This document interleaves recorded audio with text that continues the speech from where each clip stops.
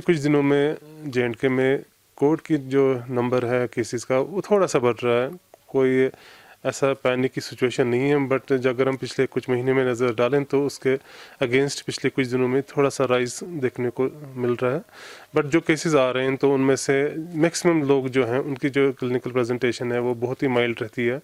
Usually वो body aches, fever, sore throat, cough complaint करके आते हैं और उनका टेस्ट पॉजिटिव आ जाता है और ये सिम्टम्स ट्रीटमेंट लेने के बाद 2-3 दिन में ठीक हो जाते हैं। तो एक सेल्फ लिमिटिंग डिजीज़ है, बट ये है कि बहुत सारे लोगों में इस वक्त ये सिम्टम्स आने को दिख रहे हैं, बट यूजुअली टेस्टिंग वो उतना नहीं कर रहे हैं। सो लोगों से रिक्वेस्ट है कि अगर आप में सिम्टम्स आ रहे हैं जहां आपको फीवर लग रहा है, बॉडी एक्स हो रहा है, कफ हो रहा है, सोर थ्रोट हो रहा है, तो आप नज़दीकी हेल्थ फैसिलिटी पे जाके अपना टेस्ट करा लें और अगर वो पॉजिटिव आए तो ख़ुद को आइसोलेट करें और डॉक्टर के साथ रब्ता करके उसकी ट्रीटमेंट करें। बाकी इस वक्त ऐसी कोई पैनिक की सिचुएशन नहीं है कि केसेस की तादाद और ज़्यादा बढ़ रही है, ऐसा इस वक्त नहीं है। बट एक नज़र रखने की ज़रूरत है कि कहीं घर में कई सिम्टम्स तो नहीं आ रहे हैं या जहाँ वर्क प्लेस है किसी को ऐसे सिम्टम्स नहीं है। और एक हम सजेस्ट कर रहे हैं कि अब मास्क लगाना भी चाहिए लोगों को जब आप घर से बाहर जा रहे हैं, आउटडोर एक्टिविटीज़ में जा रहे हैं। अभी ये वेरिएंट्स जो भी पिछले रिपोर्ट्स आ रहे थे तो मैक्सिमम वो सारे ओमिक्रॉन के ही थे। जो इस वक्त जो वेरिएंट्स सर्कुलेट हो रहे हैं इनके जो सैंपल्स इस वक्त लिए जा रहे हैं वो इंसाकॉग जो नेशनल लेवल पे एक नेटवर्क है वहाँ भेजा जा रहा है। सो इसमें कुछ हफ्ते लग ही जाते हैं रिपोर्ट आने में। सो 2-3 हफ्तों में पता चलेगा कि ये कौन सा वेरिएंट इस वक्त सर्कुलेट हो रहा है और गालिबन ओमिक्रॉन का ही वेरिएंट होगा, क्योंकि जो सिम्टम्स इस वक्त आ रहे हैं वो ओमिक्रॉन के ही वेरिएंट के सिम्टम्स जैसे हैं। क्या स्पाइक होने का कोई खतरा है जैसे कि देखने को मिल रहा है?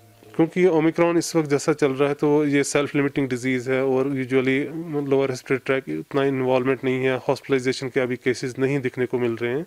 सो होपफुली अगर लोग एहतियात रखें, मास्क लगाएं तो एक्सपेक्टेशंस हमारी ये हैं कि केसेस उतने ज़्यादा अभी इमीडिएटली नहीं बढ़ेंगे। लगाना इसलिए ज़रूरी है कि डिज़ीज़ ट्रांसमिशन रोकने के लिए मास्क सबसे मौसर चीज़ हमारे पास है, क्योंकि जिस शख्स में इन्फेक्शन लगा होगा तो दूसरे शख्स तक इन्फेक्शन ना फैले तो वो खुद को मास्क लगाएं और ख़ुद को दूसरे इन्फेक्शन से बचने के लिए भी मास्क लगाना ज़रूरी है। आजकल अगर हम कोविड पे नज़र डालें तो कोविड के साथ साथ बाकी रेस्पिरेटरी इलनेसेस भी आजकल कॉमनली हम इस वक्त देख रहे हैं। मौसम की तब्दीली की वजह से लोगों में आप इस वक्त देख रहे हैं कि कोविड जो नेगेटिव भी आ रहे हैं उनमें भी सिम्टम्स ऐसे ही कोविड जैसे ही दिख रहे हैं। सो इस वक्त रेस्पिरेटरी इन्फेक्शन भी इस वक्त काफ़ी कॉमन है, स्पेशली बच्चों में भी देखा जाता है। सो ये सजेस्ट कर रहे हैं कि हम इस वक्त अगर पॉसिबल हो सके तो आप इस वक्त मास्क लगा के ही बाहर निकलें। तो क्या हम देखिए आने वाले दिनों में केसेस बढ़ने का अंदेशा है या नहीं? जैसे मैंने कहा कि इस वक्त उतने ज़्यादा केसेस नहीं बढ़ रहे हैं और अगर हम थोड़े तदाबीर एहतियात के हमलाएँ तो अगर ओमिक्रॉन का ही वेरिएंट होगा जिसमें यूजुअली माइल्ड केसेस आ जाते हैं, यहाँ पर रेस्पिरेटरी ट्रैक इन्वॉल्वमेंट हो जाता है, हॉस्पिटलाइजेशन के अभी वैसे कोई केसेस हो नहीं रहे हैं।